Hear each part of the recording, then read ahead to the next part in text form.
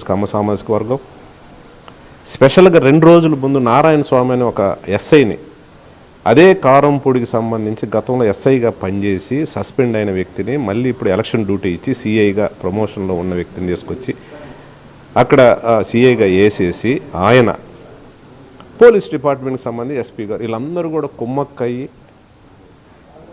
కావాలని ప్రీ ప్లాన్డ్గా ఈ 4 గ్రామాలకు సంబంధించి వాళ్ళ సామాజిక వర్గం ఎక్కువ ఉంది కాబట్టి మిగతా వాళ్ళని కొట్టి దౌర్జన్యంగా బయటికి పంపించి రిగ్గింగ్ చేసే కార్యక్రమం చేశారు. ఎక్కడ గొడవ చేసిన వాళ్ళే తప్పితే మిగతా గ్రామాల్లో ఎక్కడా కూడా ఎలక్షన్ జరుగుతూ ఉంది. ఇది గమనించమని కోరుతూ ఉన్నాను. ఇక్కడ మేము ప్రేరేపించి మేము చేసింది కాదు.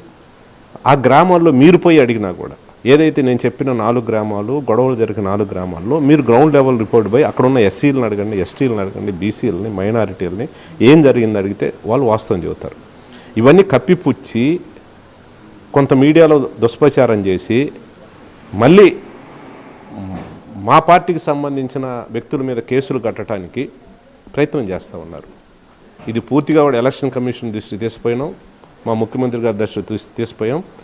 టోటల్ ఎపిసోడ్ మీద స్పెషల్ ఎంక్వైరీ చేసి దీంట్లో ఎవరి పాత్ర ఉంది, ఎవరెవరు పోతుబలంతో జరిగింది పూర్తి స్థాయిలో ఎంక్వైరీ చేయించేసి ఎవరైతే దీనికి బాధ్యులు అవుతారో వాళ్ళందరి మీద చట్టపర చర్యలు తీసుకోవడానికి స్పెషల్ ఎంక్వైరీ చేయమని కూడా ముఖ్యమంత్రి గారిని కోరడం జరిగింది. ఖచ్చితంగా ముఖ్యమంత్రి గారు కూడా పర్సనల్గా కలిసి కూడా చెప్పే కార్యక్రమం చేస్తారు. సార్ నిన్న టీడీపీ నేతలు ఎస్పీని కలిసి పల్నాడు ప్రాంతం ముఖ్యంగా మార్చలని ఒక చెంబల్లోయ తాలిబాన్ ప్రాంతంతో పోల్చారు. దీన్ని ఎట్లా తీసుకోవాలి?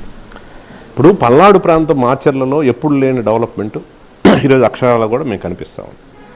ఇప్పుడు 1700 కోట్లతోటి సంక్షేమ కార్యక్రమాలు ఇచ్చాం గడిచిన 5 సంవత్సరాల కాలంలో.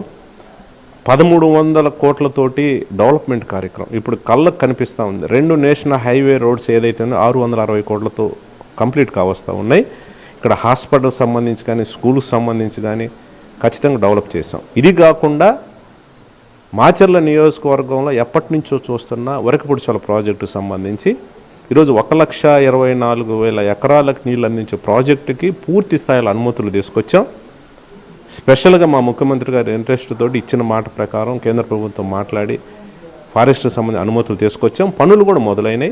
అఫీషియల్గా మే 15వ తారీఖున జగన్మోహన్ రెడ్డి శంకుస్థాపన చేసి ఇమీడియట్గా ఒక 4 రోజులు వ్యవధి తీసుకున్న తర్వాత మిషనరీ పెట్టి కాంట్రాక్ట్ అప్పించి పనులు జరుగుతూ ఉన్నాయి. అంటే ఈ డెవలప్మెంట్స్ అన్నీ కూడా చూసి ఓర్వలేక ఖచ్చితంగా మనం చేసేది ఏమి లేదుక మనం ఓడిపోతాం అంతోటి ఈ అలజడులు జరగడం జరిగింది.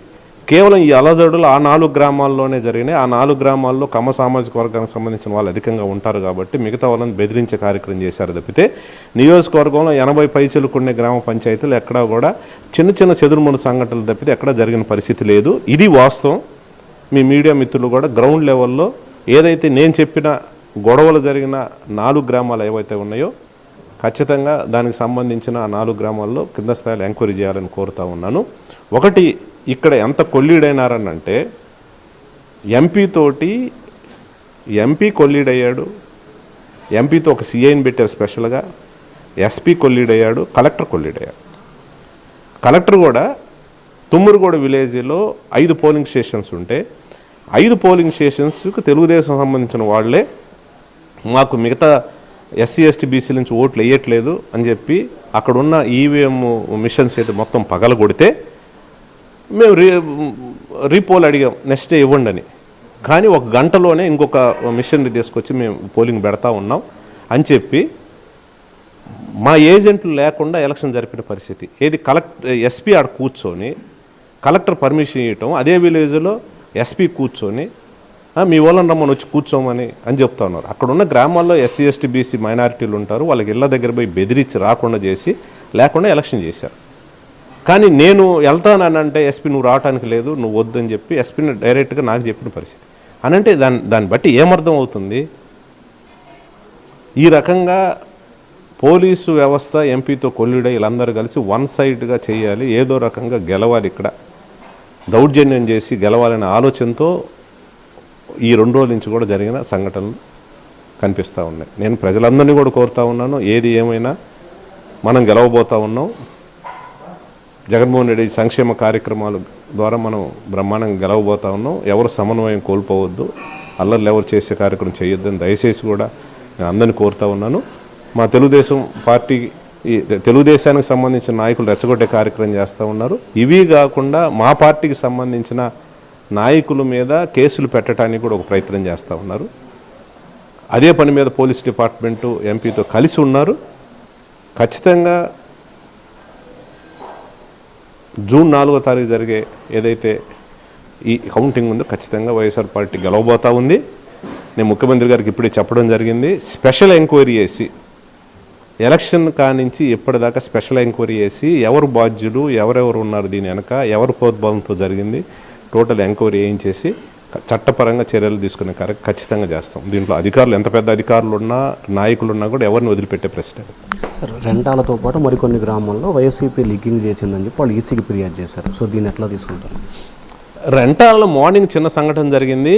అక్కడ ఒక సిఐ ఉన్నాడు, ఒక ఎడిషనల్ ఎస్పీ స్పెషల్గా పెట్టారు, ఎలక్షన్ జరిగింది.